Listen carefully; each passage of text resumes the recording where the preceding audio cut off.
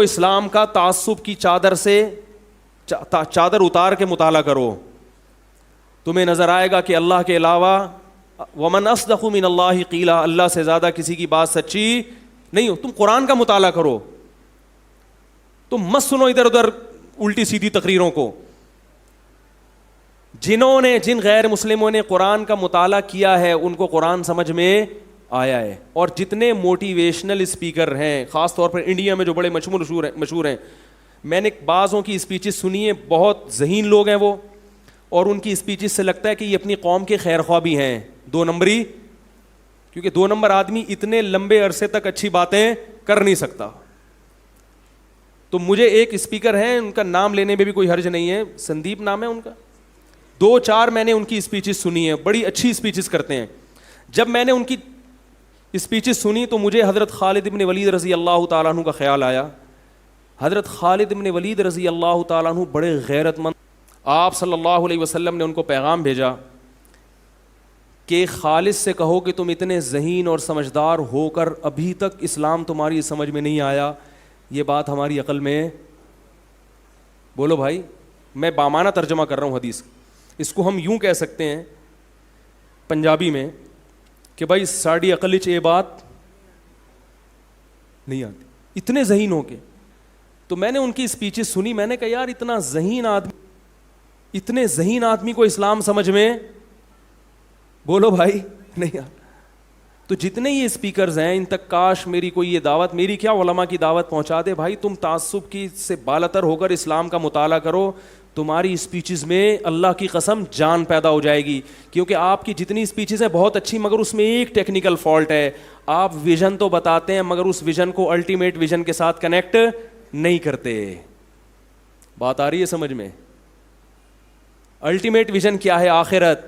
جب آخرت سامنے ہوتی ہے تو مرتے ہوئے جب پیچھے زندگی کی طرف دیکھتا ہے نا انسان, تو اگر اچھی زندگی ہو تو پھر خوش ہوتا ہے, اور اگر بری زندگی ہو تو پریشان ہوتا ہے. آخرت سامنے نہیں ہے تو یہ اکثر موٹیویشنل اسپیکر جو مثال دیتے ہیں نا کہ جب مرتے ہوئے دیکھیں کہ میں کامیاب زندگی گزاری تو یا اچھی زندگی گزاری, کامیاب گزاری ہے تو میں خوش ہوں گا اور بری گزاری ہے تو میں پریشان ہوں گا. اللہ کی قسم نہ وہ خوش ہوگا نہ وہ پریشان, وہ کہے گا جو گزرنی تھی گزر گئی, اب تو ختم ہو رہا ہوں نا. انسان فیوچر کا سوچ کے خوش ہوتا ہے, پاس کا سوچ کے کبھی بھی خوش نہ غمزدہ ہوتا ہے نہ خوش ہوتا ہے. اس کی مثال دے کے بات ختم کرتا ہوں. دیکھو پھانسی کے پھندے پہ ایک آدمی کو لٹکنا ہے, 10 سال سے وہ جیل کی کوٹری میں پڑا ہوا ہے اور اس کو بتایا گیا ہے کہ کل تم نے پھانسی کے پھندے پہ لٹکنا ہے. آج جب لٹکنے سے 1 گھنٹہ پہلے اس کو بتایا گیا کہ تمہاری رہائی کا آرڈر ہو چکا ہے, اب وہ ماضی کو دیکھ کے پریشان ہوگا جو 10 سال جیل میں گزارے, یا فیوچر کو دیکھ کے خوش ہوگا؟ وہ کہے گا جیسے تیسے گزر گئے, آگے کیا ہو رہا ہے میرے لیے, آگے زندگی اچھی ہے. اور ایک وہ آدمی ہے جو ایئر کنڈیشن میں سو رہا ہے, نائٹ کلبوں میں شرابیں پی رہا ہے, ساری اس کی مرضی کی زندگی اور مرضی کی چیزیں پوری ہو رہی ہیں, ساری خواہشات اس کی پوری ہو رہی ہیں, لیکن اسے آ کے بتایا جائے کہ 1 گھنٹے کے بعد آپ کو قتل کر دیا جائے گا, تو اب وہ پاس کا دیکھ کے خوش ہوگا کہ میں نے بڑی کامیاب لائف گزاری ہے. بولو بھائی.